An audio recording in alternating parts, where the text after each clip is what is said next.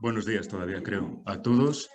Yo me llamo Julio César Abad Vidal, pasé por aquí también como ustedes, por este grado, cuando entonces todavía era licenciatura, y vamos a introducir o brindar una pequeña introducción al pensamiento neoconfuciano en la historia coreana y en particular en el periodo histórico en el que el neoconfucianismo se constituye en una suerte de religión de Estado, que es el periodo Joseon.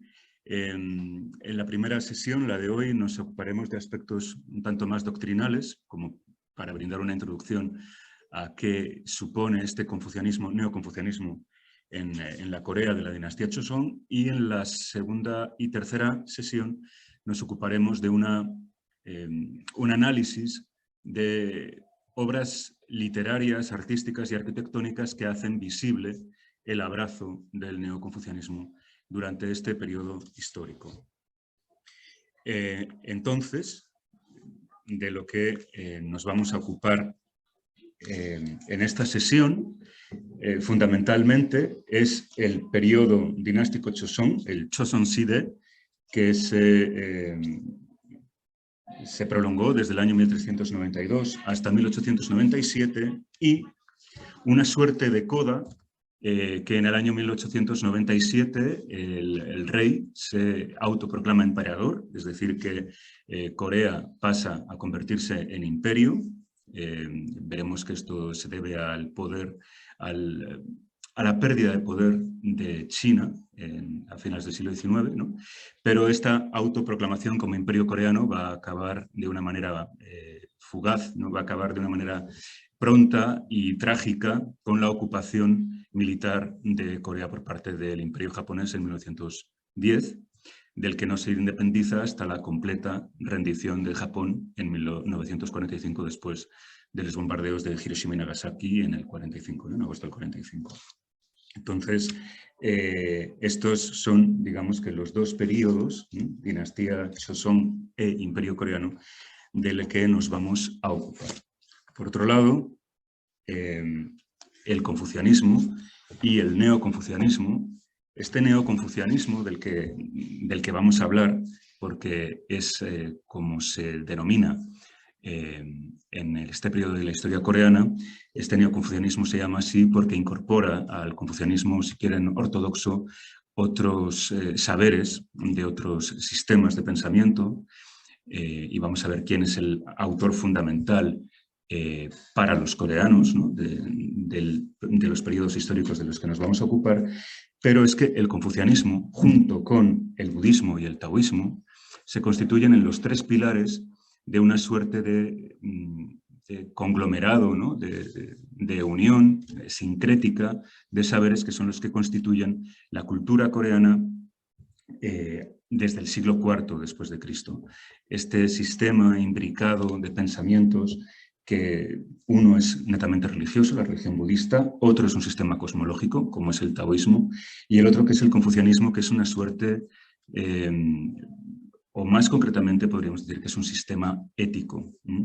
Bueno, estos tres pensamientos, este samgyo, que vertebran la cultura coreana, van a tener cada uno de estos pilares una importancia diferente dependiendo del episodio histórico del que estemos, ¿no? Por ejemplo, en el periodo Goryeo, por ejemplo, que es el periodo dinástico inmediatamente anterior a Joseon, el budismo es religión de Estado. En cambio, Joseon, durante la dinastía Joseon, el credo budista va a ser marginado, cuando no incluso perseguido desde la corte, y hará, como les digo, del sistema ético neoconfuciano el pilar fundamental de su definición política y social, ¿no?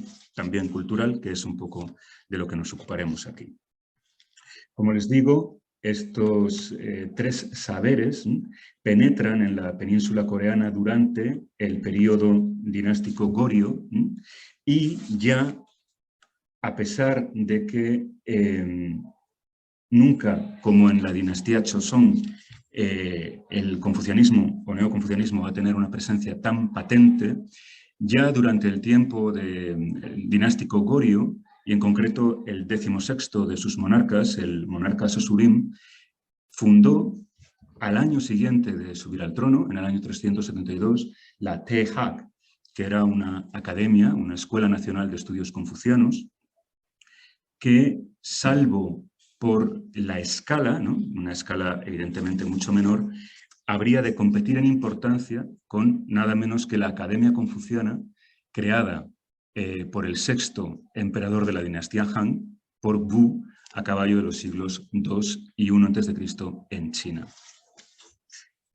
Asimismo, Sosurim, este monarca, estableció o promulgó la creación de escuelas provinciales en las que se formara a los niños en los clásicos confucianos.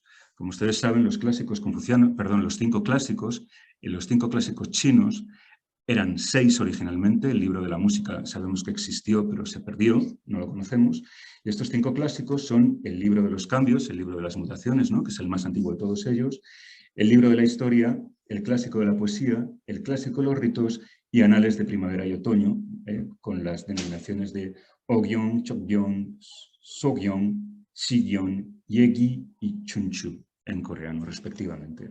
Bien, Sosurim pretendía que incluso en las escuelas de localidades, incluso pequeñas, los niños pudieran instruirse en estos conocimientos, ¿no? Como les digo,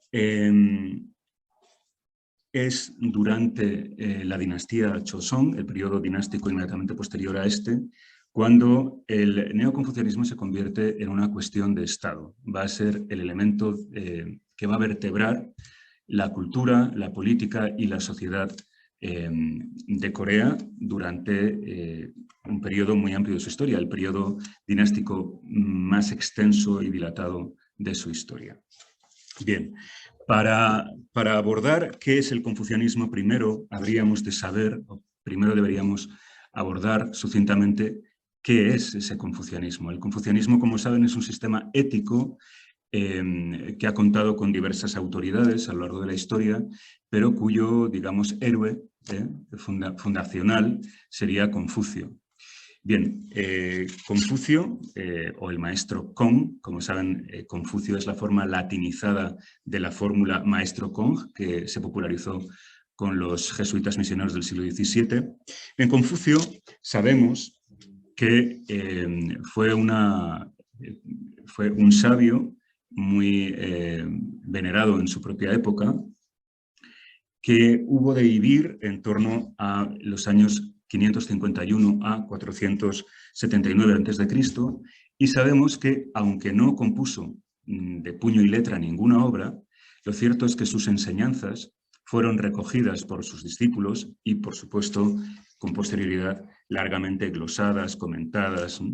Bien, esta recopilación de anécdotas, de fragmentos de diálogos, de afirmaciones, incluso de aforismos, fueron recogidas en la antigüedad con el nombre, ahora conocemos, de analectas, ¿no?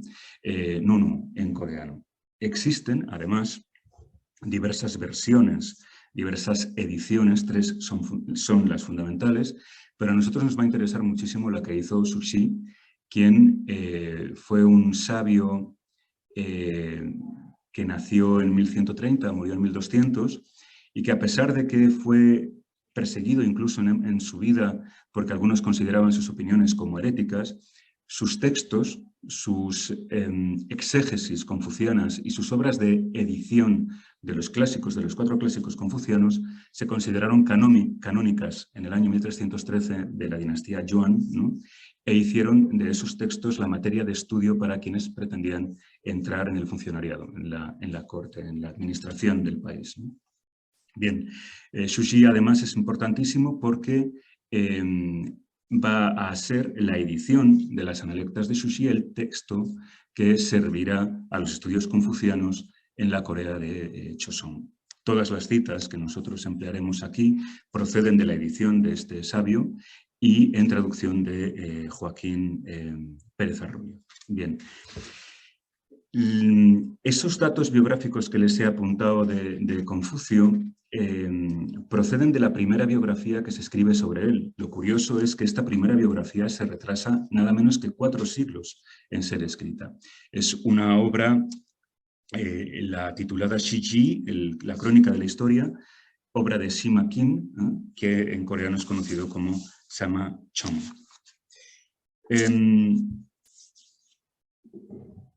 Uno de los aspectos fundamentales de Confucio, del pensamiento de Confucio, y todos los que planteemos aquí han de servirnos para interpretar o para comprender el sistema político y cultural de la dinastía Joseon. Uno de los aspectos fundamentales del pensamiento de Confucio es que considera que vivimos en una sociedad que ha perdido o que ha declinado en una edad de oro. Es decir, existió una edad de oro y vivimos en una decadencia. El deber es el de intentar restaurar en lo posible nuestras potencialidades, la potencialidad de la sociedad, para lo cual hemos de instruirnos, ¿no?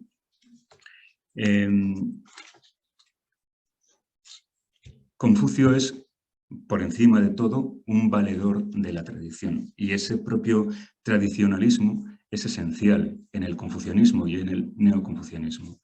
Por eso, ese inmovilismo social, del que nos vamos a ocupar también en estas sesiones, adquiere carta de naturaleza precisamente porque ese tradicionalismo es uno de los pilares del sistema ético confuciano.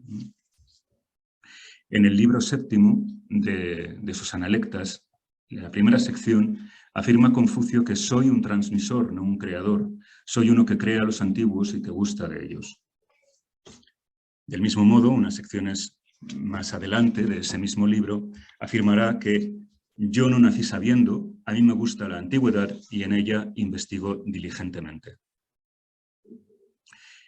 En uno de los testimonios autobiográficos que constan en las Analectas y que tienen lugar en un momento crítico que atraviesa Confucio en una estancia en Kuang, dice lo siguiente, y con cierto mesianismo: desde que murió el rey Wen, yo soy el depositario de la tradición. Si el cielo hubiera querido eliminar esa tradición, yo, que un día moriré, nunca hubiera llegado a comprenderla.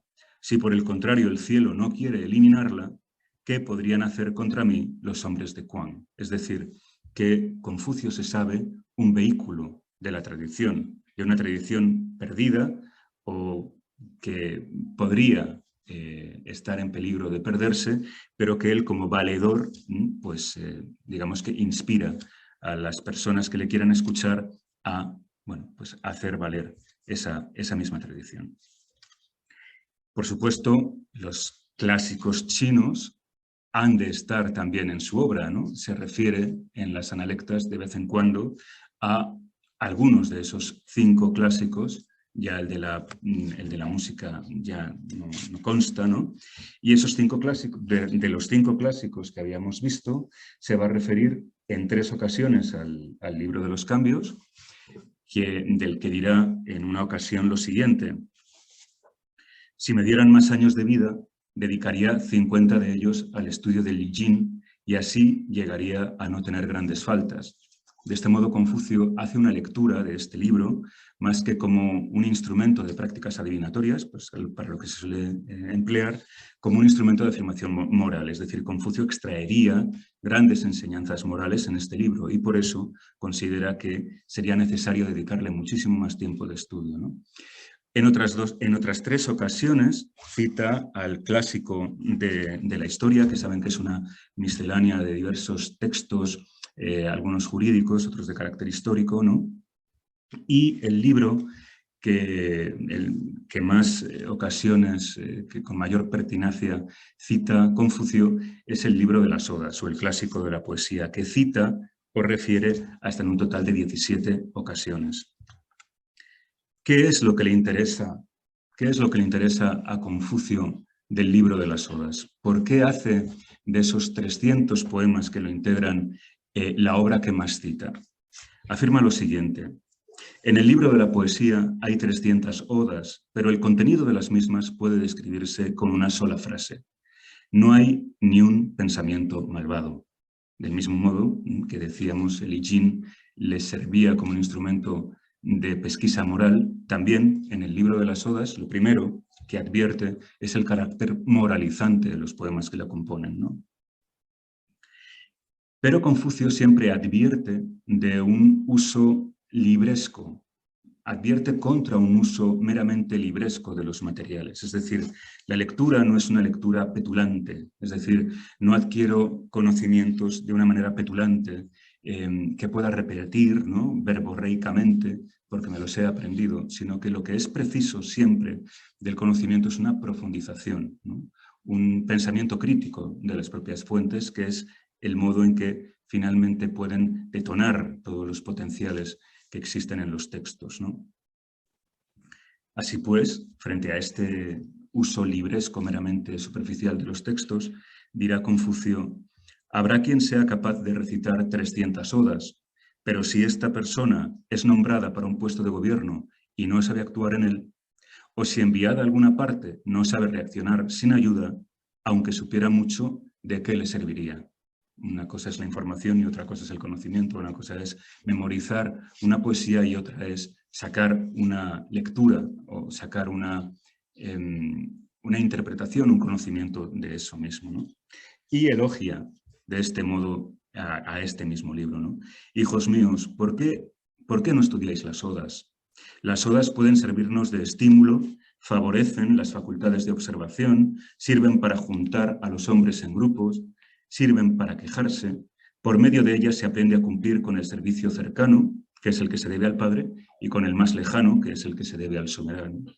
En ellas aprendemos los nombres de muchas aves y las de muchos cuadrúpedos, plantas y árboles. Es decir, que aparte del carácter didáctico de la propia lengua, en el manejo de los términos que refieren cosas, nos enseñan a cómo servir, nos enseñan a cómo compartir, ¿no?, y a reunirnos con los demás, con nuestros pares, ¿no?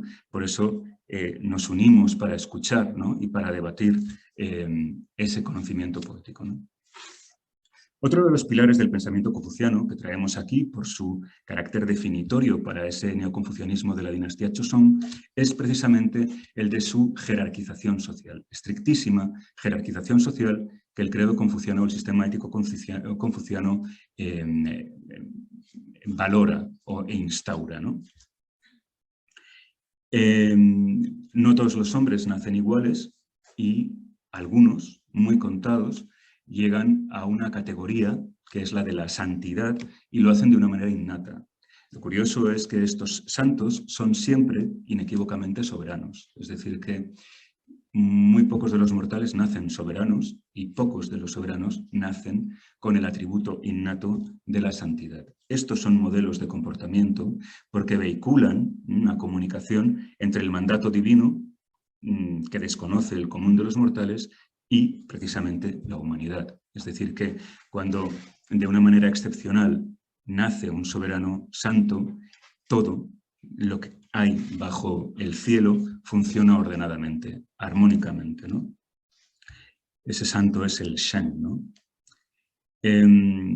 Ese santo, que es el Shan, que es el rey magnánimo, el rey con R mayúscula, ¿no?, constituye una justificación teocrática del poder, es decir, ese rey lo es o los reyes lo son por la gracia de las divinidades, ¿no?, por gracia de las divinidades. Ese carácter teocrático, teocéntrico, perdón, es el que también regirá en la dinastía Joseon con el neoconfucianismo, ¿no?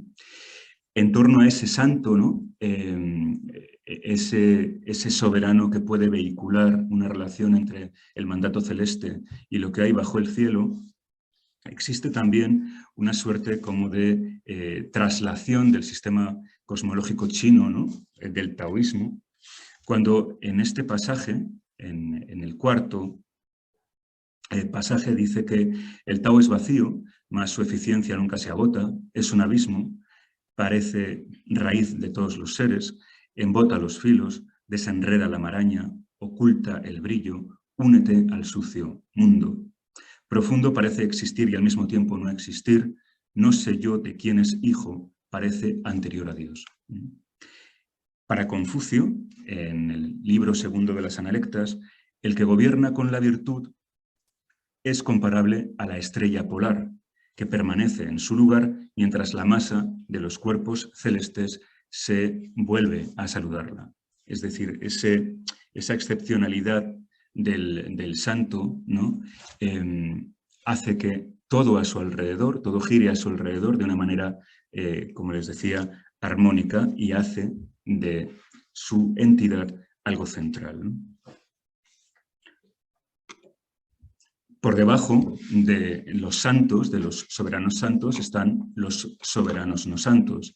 Y abajo hay, como les digo, una estratificación social muy marcada. Cuando el mundo está bien gobernado, los ritos, la música y las expediciones militares proceden del Hijo del Cielo, del emperador. Cuando el buen camino no rige el mundo, los ritos, la música y las expediciones militares proceden de los príncipes. Habrá pocos casos en los que estas dinastías no pierdan el poder en unas 10 generaciones. Si los altos funcionarios son los que se encargan de los ritos, la música y las expediciones militares, las dinastías perderán su poder, en casi todos los casos, en unas 5 generaciones. Cuando sean los funcionarios de inferior categoría los que detenten la autoridad del Estado, será raro que el poder del mismo no se extinga en 3 generaciones. Cuando el camino impera en el mundo, el poder político no reside en los altos funcionarios.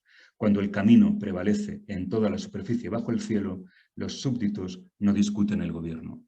Es decir, que existen esos santos, después están los soberanos, por debajo están los príncipes y por debajo están los funcionarios. Primero los que tienen una alta gradación y después los inferiores. Dependiendo de quién detente ese poder, la armonía será mayor o menor y la degradación será mayor o menor, ¿no? Por eso un sistema regido por un buen gobernante puede durar varias generaciones, y cuanto peor sea la estofa, ¿no?, de quien lo gobierna, menor será la durabilidad, ¿no?, de ese propio sistema.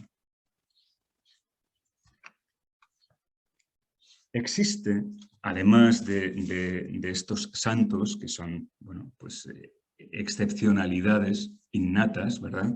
Existen otras personalidades destacadas por Confucio. No todos podemos nacer soberanos elegidos por el cielo, pero en cambio, si nos instruimos, si deseamos hacerlo, podemos convertirnos en hombres superiores. ¿Qué es un hombre superior para Confucio? Son los buscadores de la virtud, los caballeros de la humanidad, parafraseando al caballero de la fe de Søren Kierkegaard, por ejemplo, son valedores de la virtud, perseguidores de un comportamiento loable, ¿no? Un comportamiento loable, una búsqueda de la virtud que es, en cualquier caso, pareja a su discreción, es decir, es contraria a cualquier manifestación epatante, ¿no? Es modesta frente a estas vanaglorias, ¿no?, que vivimos, ¿no? Es, por encima de todo, una mesura en el comportamiento. Una vez esa virtud que se ha de buscar, que es la fundamental, el de la humanidad o la benevolencia, es ese eren, ¿no?, o in en coreano, ¿no? Preguntado por su discípulo predilecto, llamado Yua Yuan, Confucio asistió a su muerte y sabemos por una manifestación de las analectas que nunca lloró la pérdida de un ser humano más que la de ese discípulo. Pues preguntado por su discípulo predilecto, Yua Yuan, ¿en qué consiste la benevolencia?, advirtió lo siguiente Confucio: dominarse a sí mismo y practicar los ritos. Desarrollando esta respuesta tan lacónica de este modo: no mires ni oigas nada que vaya contra las buenas formas, no hables de nada ni hagas nada que no sea correcto. En la última de las máximas recogidas en la edición de Sushi de las Analectas, es decir, la última palabra de las Analectas reza así: el que no sabe cuál es el mandato celeste no puede ser un hombre superior. El que no conoce los ritos no puede ser un hombre de firme carácter. El que no sabe el significado de las palabras no puede conocer a los hombres.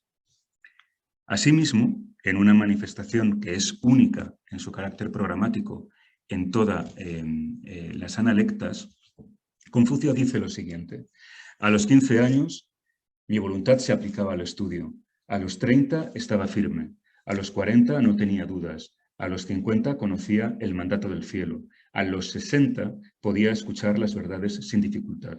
A los 70 podía seguir lo que mi corazón deseara sin hacer el mal. La nobleza de este caballero de la humanidad, ¿verdad?, contrasta con la vulgaridad de los más de los mortales, ¿no? Vivimos en una existencia después de esa decadencia respecto de esa edad de oro que Confucio cifra en la dinastía Zhou. La existencia humana es pertinazmente vulgar, y frente a esa vulgaridad, el hombre superior es el que aspira a un modelo de virtud. Y un modelo de virtud que, como les decía, huye de toda ostentación y de toda petulancia. La primera manifestación de las analectas reza así: este buscador, cito, no se altera aunque los demás no lo conozcan. Es decir, que uno no tiene que hacer pompa y boato de su propio camino, ¿no? Son los demás quienes lo han de descubrir. Y aunque no lo hagan, el impulso debe ser un impulso interior. No hay que buscar nada por buscar, mejor dicho, la recompensa de los demás, ¿no? Como correlato de esto, el hombre superior es ajeno a todo partidismo. Así dice, el hombre superior es universal y no se limita, el hombre vulgar se limita y no es universal. Ese huir de todo partidismo es también paralelo a la búsqueda siempre del justo medio, la ecuanimidad, a lo cual se dedicó o se dedica uno de los 4 clásicos confucianos, asimismo editado por Xu Shi. Nos encontramos entonces con el libro titulado La doctrina del justo medio, Chungyong en coreano. El hombre superior piensa en la virtud, el hombre vulgar en la comodidad. El hombre superior piensa en los castigos, el hombre vulgar en las gracias que puede recibir. Es decir, que lo que buscamos no es un provecho material, sino lo que buscamos es un provecho, vamos a decir, superior, ¿no?, espiritual. La idea del tradicionalismo de Confucio, sumada a la aceptación de una estricta jerarquización social, nos conduce, esa suma, a otro de los pilares que definen el confucianismo y el neoconfucianismo que prima y rige la dinastía Joseon, que es el de el inmovilismo. ¿Bien?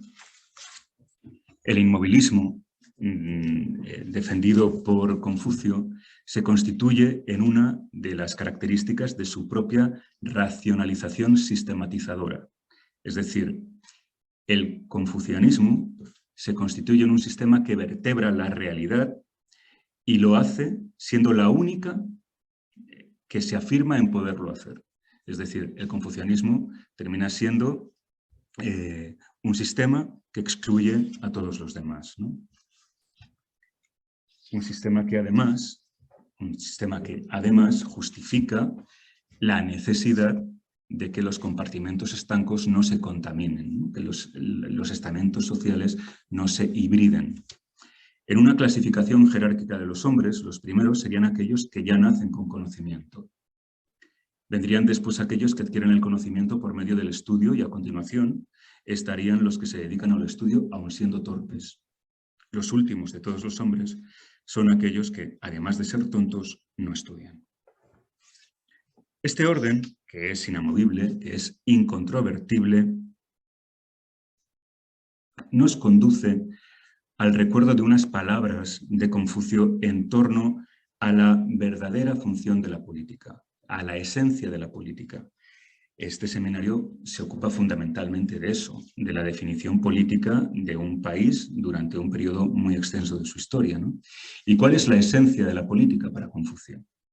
Pues la corrección o la propiedad de los nombres. Si los nombres no se relacionan de una manera adecuada con las cosas que designan, es el deber del gobernante rectificarlo, ¿no? Y así existe un pasaje que es crucial en las Analectas, en el libro 13, que reza así en su integridad. Lu dijo: el soberano de Wei ha estado esperándoos, maestro, este maestro es obviamente Confucio, para que ordenarais el gobierno. ¿Qué es lo primero que habrá que hacer? Confucio respondió: lo que hace falta es rectificar los nombres.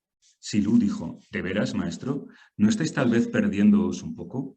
¿Cuál es la razón de semejante rectificación? Confucio dijo: qué burdo eres. El hombre superior es cauto con lo que no sabe. Si los nombres no son correctos, las palabras no se ajustarán a lo que representan. Y si las palabras no se ajustan a lo que representan, los asuntos no se realizarán. Si los asuntos no se terminan, no prosperarán ni los ritos ni la música. Si la música y los ritos no se desarrollan, no se aplicarán con justicia penas y castigos. Y si no se aplican penas y castigos con justicia, el pueblo no sabrá cómo obrar. En consecuencia, el hombre superior precisa que los nombres se acomoden a los significados y que los significados se ajusten a los hechos. En las palabras del hombre superior no debe haber nada impropio. Otro aspecto que constituye uno de los pilares del sistema ético confuciano, el de la benevolencia, es el de quien la busca, quien se hace campeón de la bondad, quien se hace campeón de la humanidad, ha de apartarse de los impulsos individuales para obedecer, en cambio, a las reglas que ordenan la sociedad.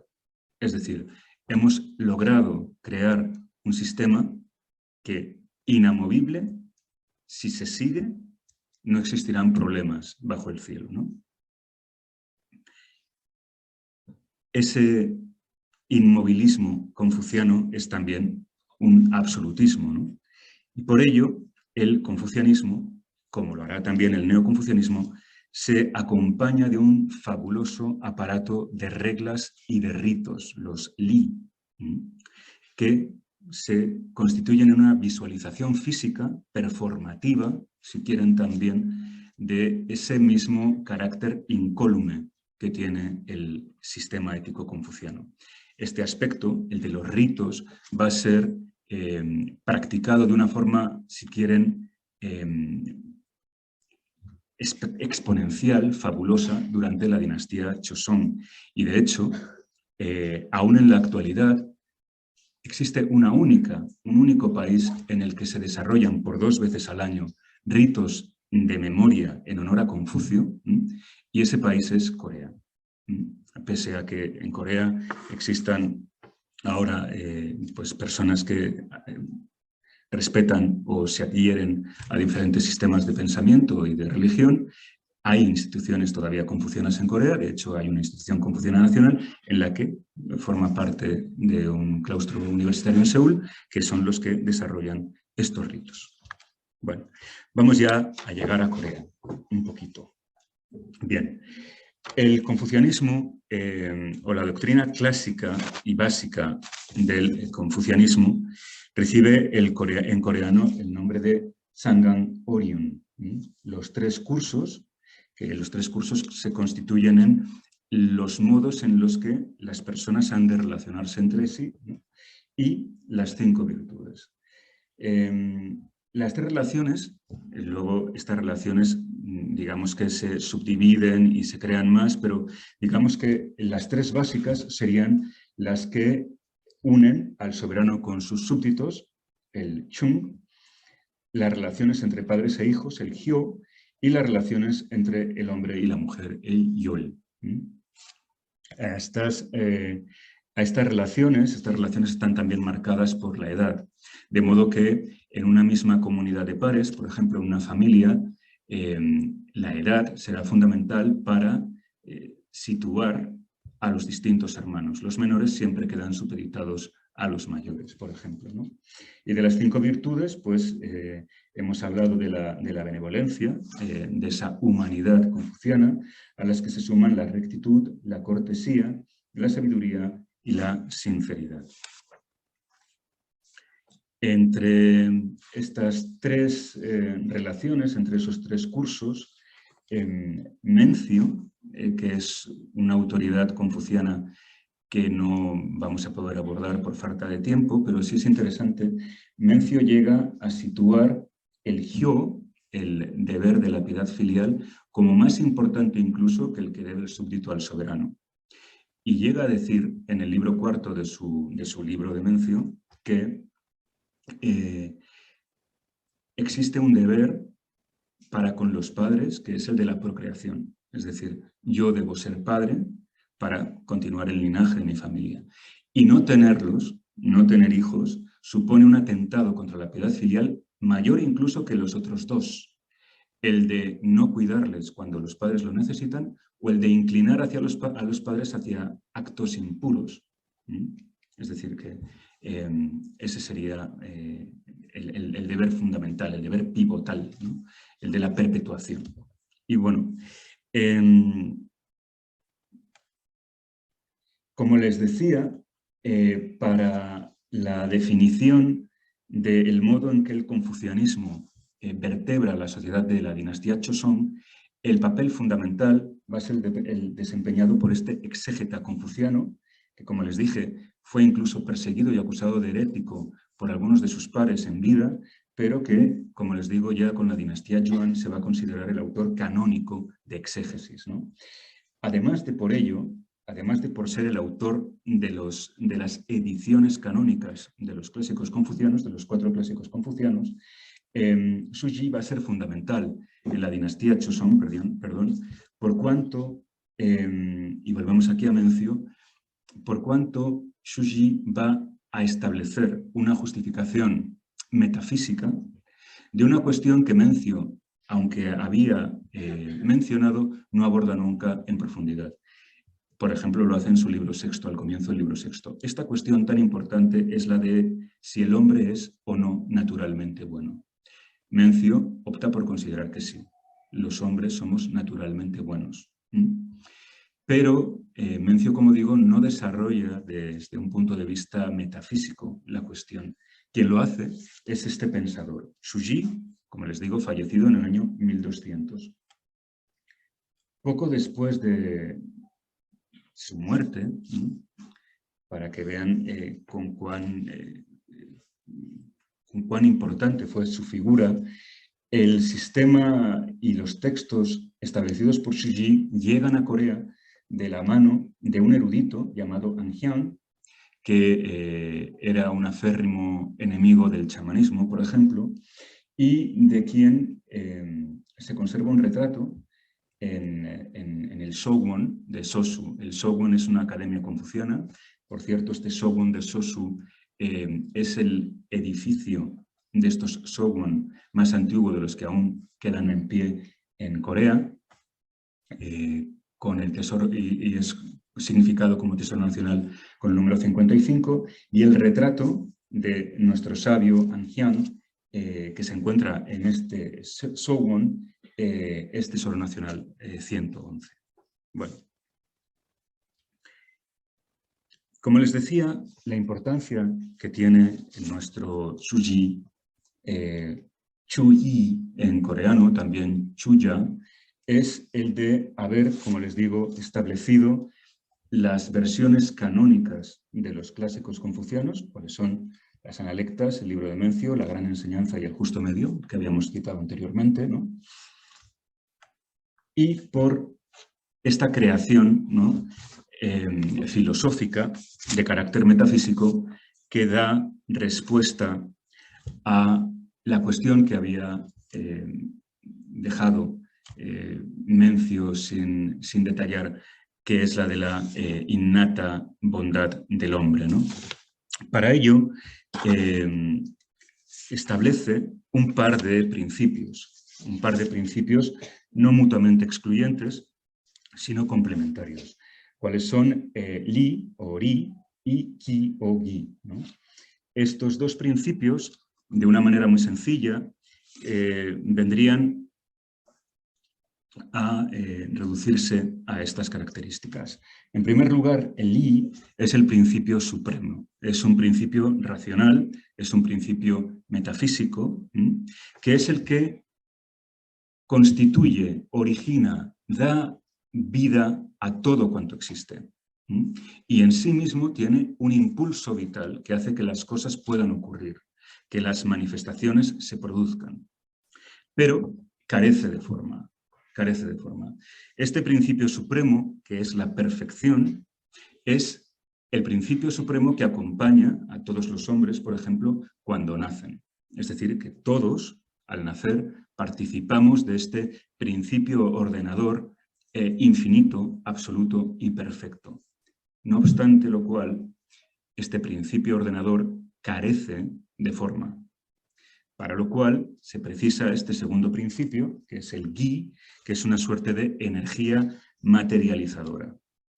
¿Qué ocurre con la energía materializadora? Al conformar ese principio supremo, en cierto modo también lo corrompe.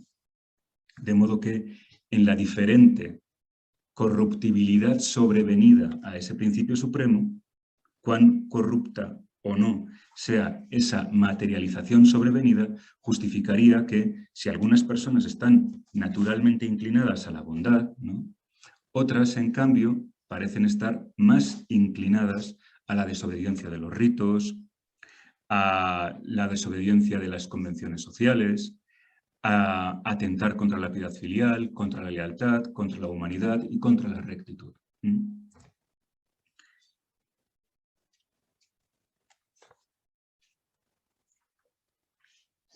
Ya dentro de la dinastía Joseon, en el siglo XV, existe una institución, la Yukyong-chong, que fue fundada por el gran rey Sejong, probablemente el monarca más querido por la sociedad coreana, por cuanto su reinado parece haber sido un periodo de esplendor y de paz y sobre todo, un estímulo profundísimo a la cultura e incluso algunas técnicas también en Corea. Esta institución, esta Academia de Nobles o de Notables, fue, por ejemplo, autora de una recopilación de ejemplos extraídos de la cultura china y también de la cultura autóctona coreana, ¿no?, de ejemplos de piedad filial, de ejemplos de fidelidad al soberano y, por supuesto, ejemplos también de los deberes conyugales, ¿no? Esta obra fue confeccionada naturalmente en chino y 3 décadas más tarde se tradujo al coreano. Bueno, de hecho el instrumento fabuloso que se crea en tiempos del reinado de Sejong es precisamente el Hangul, la escritura coreana, que reduce a una suerte muy sintética de caracteres muy fáciles de dominar en horas de estudio la fonética, es decir, es un alfabeto muy fácil de aprender, contrariamente a lo que ocurría, que era el empleo, el manejo de los sinogramas para dar a escribir la lengua coreana. ¿Qué significaba esto? Que evidentemente las personas que no nacían en familias privilegiadas no podían dedicarse al estudio. El estudio de los caracteres chinos es una labor ímproba, ¿no?, de muchos años de esfuerzo.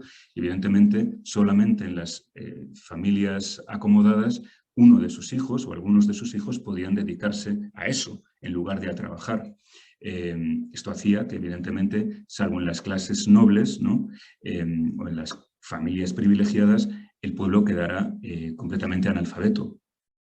Esto también significaba que el saber quedaba, por decirlo de alguna manera, secuestrado por las propias clases pudientes, porque los demás no tenían acceso a ellas.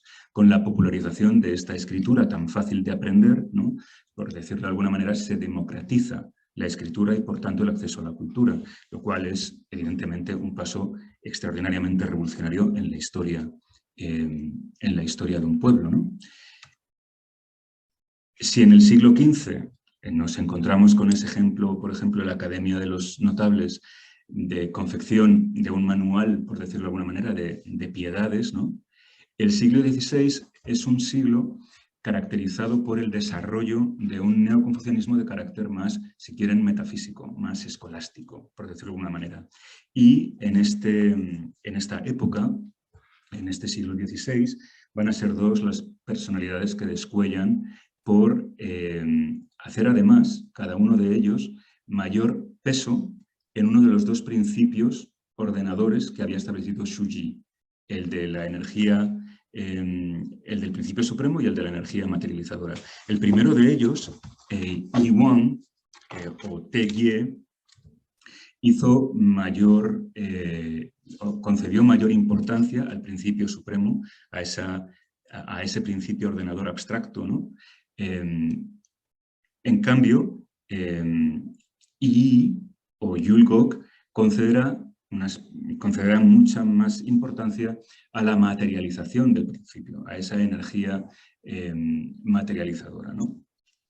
Bueno, las efigies de estos dos grandes pensadores del siglo XVI son ahora quienes bueno, pues le dan cara a los billetes de 1.000 y 5.000 wones. El de Yulgok, por ejemplo, desde el año 72.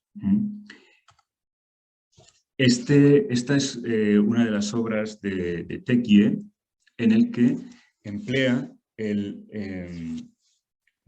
Taijitu, ¿no? La representación del yin-yang, por ejemplo, de ahí, de ese, ven ustedes, es una circunferencia arriba y abajo una suerte de Taijitu, ¿no?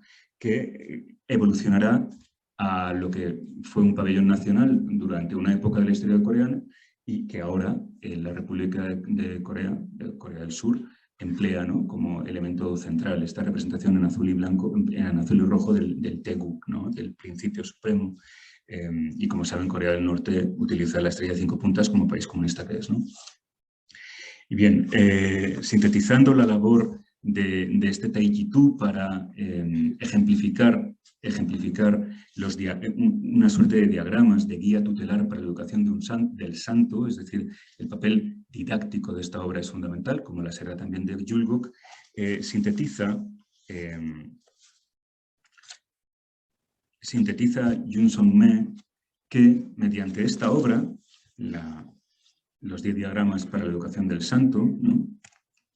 Que describió mediante diagramas y explicaciones los 10 niveles de estudios necesarios para llegar a ser un hombre santo confucianista o Song-in. Este libro sintetiza la visión del mundo, del hombre y de la educación que postula el neoconfucianismo de Choson, debido a que Te Gie le confirió al eterno e inalterable Li, el principio supremo, una importancia determinante, le da mayor relevancia a los aspectos internos del ser humano que a los externos, cuando analiza el alma humana o las formas de cultivarla. Contrariamente, como les digo, digamos que su opuesto es el pensador neoconfuciano Yi, que firmaba como Yulgok, quien nació en 1536. Esto también es muy propio del confucianismo, es decir, el valorar y respetar los espacios que han ocupado los grandes maestros, ¿no? Bueno, pues la casa en la que nace Yulgok se mantiene en pie. Es verdad que sus instalaciones son modernas, ¿no? Se han rehabilitado modernamente, ¿no? Este lugar de nacimiento, además, conserva con el nombre de la habitación del sueño del dragón, el lugar en donde la madre de Yulgok, que es probablemente la poetisa más querida de la historia de periodos clásicos por el pueblo coreano. Esta madre se llama Saimdang, era poetisa y artista, pintora. Bueno, pues como ocurre en muchos elementos del folclore y de la literatura coreana, cuando va a nacer una persona especialmente connotada, ¿no? Su padre o su madre sueñan con un dragón. Bueno, pues Saimdang, estando encinta de Yulgok, sueña con un dragón y ya desde entonces se considera que este niño había sido nacido para algo grande, ¿no? Bueno, Saimdang, su madre, falleció cuando él tenía 14 años. Como consecuencia de ello se retira a este emplazamiento que ha dejado volar la imaginación poética y pictórica de enormes maestros del arte y de la literatura coreana. Nos estamos refiriendo al Gungamsan, a la montaña del diamante, ¿verdad? Bueno, pues en la montaña del diamante, en Gungamsan, se retira a un monasterio, Yulgok, donde se ha instruido en la religión budista, y después de un tiempo empieza a presentarse a exámenes, sacando siempre calificaciones extraordinarias y llegando a acceder a posiciones oficiales importantísimas a lo largo de su vida, que tampoco fue muy dilatada, ¿no? Por ejemplo, fue responsable de documentos en una de las embajadas, por llamarlo de alguna manera, delegaciones enviadas a la China Ming, ¿no? Cuando estaba en los 20 y pocos años. También fundó en el año 1578 una academia confuciana, al año siguiente de haber escrito una obra que va a ser considerada ya entonces como necesaria, imprescindible de lectura obligada para quienes están estudiando para acceder a los exámenes de la Corte. Es una suerte de breviario que, por supuesto didáctico, como aquel también de Iguan, ¿no? Pero que se dirige al común de los estudiantes en la forja de qué virtudes les ha de acompañar. Distribuido en 10 breves capítulos, nos ocuparemos de él en la siguiente sesión como inicio de la misma. Para cerrar esta primera sesión, bueno, este libro fue escrito originalmente en chino, como era habitual entonces, y una traducción moderna al coreano es la que ha servido a la editorial Verbum en el año 2011 para la traducción al español. Para despedir esta primera sesión y antes de indicarles unas pautas que tienen que ver con su carrera, les voy a leer un pasaje del capítulo 3, el dedicado a la sinceridad, Shin. El pensamiento permanente que debes guardar en tu corazón, esto es una obra vocativa, está hablando al que está estudiando, ¿no? El pensamiento permanente que debes guardar en tu corazón debe ser que, aunque te ofrezcan el cielo y la tierra por una sola obra en contra de la justicia y la verdad, o por el crimen en contra de una sola persona inocente, tú nunca los aceptarías. Entrégate a la corrección con todo tu cuerpo y teniendo esta como la base de tu conducta, conoce con exactitud sus motivos verdaderos y la auténtica razón de al hacer obras buenas y pon todo el esfuerzo en practicar la justicia en tus acciones. En verdad, estas son las 3 tareas en las que debes aplicar tu cuerpo por entero. Bueno, como les digo, al comienzo de la siguiente sesión haremos un análisis de esta obra porque constituye un sistema vertebral de qué significa la ética neoconfuciana en la dinastía Joseon, ¿verdad? Y bueno, pues con esta interesante lectura que veremos la segunda sesión, pues nos despedimos por el momento. Sí hay un aspecto que les quiero comentar. Como saben, para los estudiantes de la asignatura de pensamiento, este seminario forma parte, ¿verdad?, de la carga docente y lo que se les quiere pedir exclusivamente será un breve trabajo de 2 páginas, nada más, que me enviarán a mí y yo valoraré y a su vez mandaré las calificaciones a la profesora de pensamiento, Pilar González de España, en el que quiero simplemente que cuando hayan finalizado las 3 sesiones, establezcan en estos 2 folios una aproximación de carácter meramente personal al contenido de este seminario, que no sea un resumen, por supuesto, sino que allí donde hayan advertido algún aspecto que les interesa a ustedes, que forma parte de sus propias inquietudes, pues por ejemplo, a los que les gusta la cultura visual y hoy no, porque no nos hemos ocupado de esto, pero en la sesión 2 y 3, pues que lo relacionen con aquellas cosas que les interesan más, ¿no? Simplemente es para ver que hacen un ejercicio crítico bueno, pues de lectura de los conceptos que estamos abordando y de incorporación a sus propias inquietudes. Nada más que esto. El plazo máximo será de 1 semana a partir de la finalización de la tercera sesión. Es decir, disponen de 1 semana desde la última sesión hasta la entrega del trabajo y, como les digo, les indicaré cuál es mi correo electrónico en la última sesión y ahí me lo enviarán, ¿vale? Eso es todo. Si hay alguna duda al respecto de esto o de cualquier otra cosa, pues también la pueden hacer. Bueno, pues muchísimas gracias por su atención. Hasta luego.